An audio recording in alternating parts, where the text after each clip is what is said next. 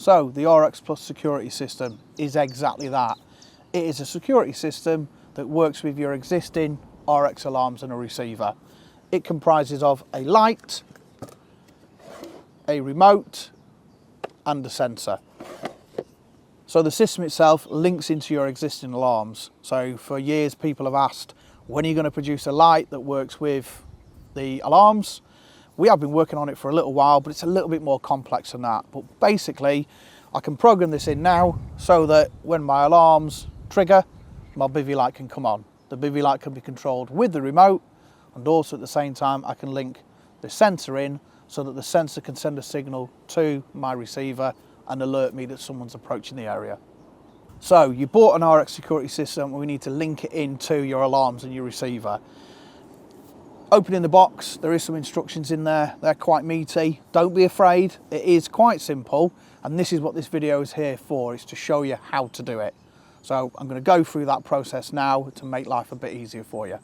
Okay, so before we sync everything in, we just need to make sure everything's juiced up. So using the small screwdriver that you get with the set, just take the battery compartment off here, put 2 AA's into the remote. Same with the sensor head. Remove the rear plate here, 2 AA's into the sensor head. Both of these units don't use a lot of power, and therefore the AA's are going to last you for ages. The light itself is obviously using a lot of power. It's got a 5,200 milliamp hour lithium battery inside it. Okay, so using the lead that comes in here, you've got a USB-C to C. We can charge this up, make sure it's fully juiced, but also there is a little adapter, a USB-C to A, just in case you haven't got a C port. Okay, so let's connect it up, make sure it's fully juiced up, and then we can get it all synced in. Right, we're going to start from the beginning. Obviously, if you've got an existing set of alarms and a receiver, we need to wipe everything and start again. So we start from the beginning by taking our receiver, turning the receiver on, and going through the process of setting up your heads to the receiver itself. So we depress the button on the back, wait for the lights to flash, and now I'm going to put all the heads onto this. So what we need to think of here is where the positions of where you want them. So I'm going to turn my first alarm on, and it will trigger second and third.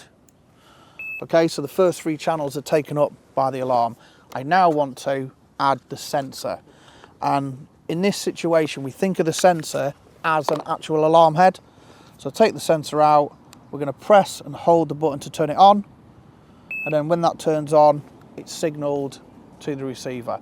I'm now going to turn the receiver off, okay, and everything is now linked into this receiver. 3 alarm heads and my sensor head. Right then, I'm going to link in the light to everything. So again, like you do with a receiver, you've got to make sure that everything's off. We're treating the light as if it's a receiver. So we're going to turn the light on, just press the power button, hold it on, it will come on, and also you'll see the battery indicator lights here at the top. Okay, for this very first sync, we're going to press the power button and the minus button, press and hold them down together, and now you can see it flashing. Okay, at this point here, I'm going to link the first channel. It's going to be my remote. So at this point, all I need to do is press the button on the remote here, number 1, because that's the one light I'm going to do. And then I need to turn my heads on, and you'll see it flash orange. And back into the syncing process, the second head and the third head. So all that now is synced into the light. And then I'm going to add in the sensor itself to the light as well. So I'm going to press and hold the button, the power button on the sensor. That's flashed orange, and now everything is synced in. I'm going to turn it off like you do with the receiver, just to make sure we finish the syncing process.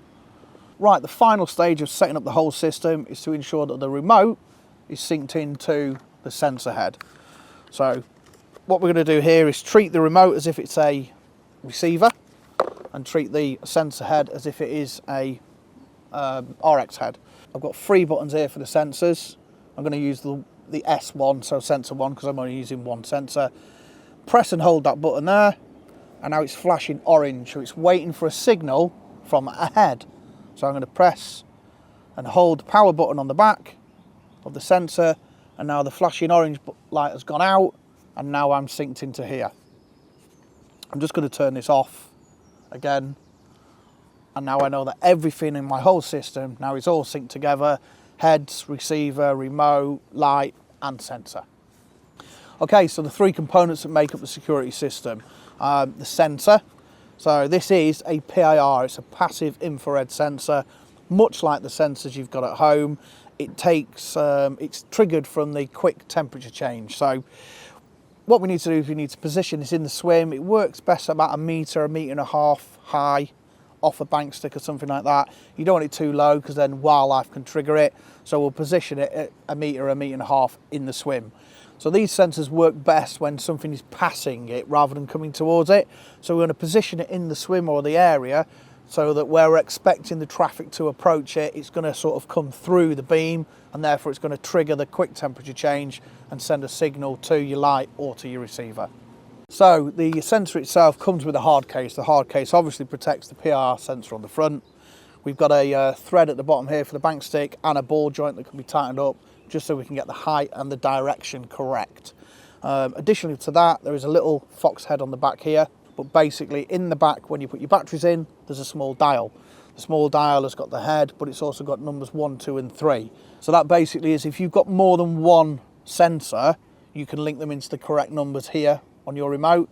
So you've got 1, 2 and 3, S1, 2 and 3 on the remote, and you can do the same on the back here, so you know which one links to the button on your remote to make it easier to control. Okay, so there's two buttons on the back of the sensor. We have the power button and a S button for sensitivity. So we press and hold the power button for a couple of seconds or two, and the lights will illuminate and show that it's now on. If we double tap the power button, at the moment you can see these illuminated white. That's saying that it's in floodlight mode. We'll explain that further as we go through the video. But if I double tap that, the lights will go to red. So in red, it sends a signal just to my receiver alone. The S button on the back here, if I press that once, it's showing that two lights are illuminated. That is the highest sensitivity setting. If I press it again, it's going to 1 red light. So that's the lowest sensitivity setting. So the best way is to start off on the highest sensitivity setting. So we'll keep it on 2 to start off with, and if you feel we're getting false triggers, we'll press it again and drop it down to 1. So there's 2 operational settings in the sensor that we mentioned before. So by using the power button, we can scroll through them. So if it's red, that means it's in security setting. So in the security setting, it'll send a signal to your receiver. So you get an audible beep on your receiver, and it'll also send a signal to the light, so the light will come on. If we double click again and we go just to the white lights, this is just floodlight only now. So this will send a signal just to the light and not the receiver. So for example, if you just wanted to make sure that there was light in your swim as you're playing a fish, you can have a sensor set up so it sends a signal to your light, and it's going to light up your swim area, but you won't get an annoying beep on your receiver. Okay, so the RXL, the light, has up to 1,000 lumens. So in its white setting on the highest brightness, it's 1,000 lumens. There's 3 buttons on the top. We're going to press and hold the power button to turn it on. Now the light will come on in whatever mode it was left in prior, whatever light it was left on. And you've got 4 battery indicator lights on the top here, just showing the level of power left in the battery. You've also got the minus and the plus on the top. So here at the moment it's in orange and it's quite a low brightness. So if I tap the plus button, you'll see it going higher and higher and getting much brighter. I'll turn it back down a little bit with the minus button, so I'll take it back again. If I double tap either of those buttons, it's going to turn it into the white light. Okay, here is like a nice dim light that you can have inside your bivvy so it's not too bright. And then we can use the plus button to take it up through the brightnesses all the way up to 1,000 lumens that you can use as a floodlight outside of the bivvy. Okay, so when the light is on, if I just tap the power button there, it's turning it down into standby mode, so it's ready and waiting for a signal from the alarm or from the remote itself. If it's triggered from the alarm, it will stay on for 10 seconds, very similar to a latching LED on your receiver. It'll stay on for 10 seconds and then it'll slowly pulse away, so it's not too bright. So the light has an IPX6 rating, so it means we can use it and leave it outside as a floodlight.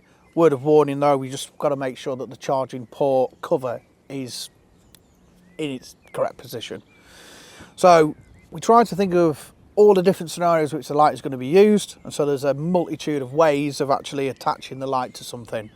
So we've got our standard thread here, so this is indexed, so we can put it onto a bank stick. You can put it on an angle adapter and get it this way for using photography and videography. So that's a brass thread that's indexed. We've also got a little hanging loop here. This is spring loaded, so that if you're using an inner dome or anything that's got hooks and loops inside your bivvy, you can literally just thumb and forefinger and they will separate and open and hang it in the loop. You can see there it's hung perfectly because we've balanced it to make sure the centre is perfectly balanced. On top of that, if we index it out, you can see here there's like a stainless insert, so this can be screwed to something. Put a little cup hook or a tent peg screw through it. Additional to that, there's also a slot here that allows a strap to go into it, so you could strap it to a tree or anything. And then finally, on top of all that, you've got a metal plate which will allow it to magnetise to the inside of your bivvy. One more point of recognition on the light is on the end of it here, we've got a little rotational dial. So we've got the head there at the moment, and then as we rotate the dial, we've got numbers 1, 2 and 3. These link back into your remote so that you know if you've got multi-lights, you know that number 1 is number 1 on your remote.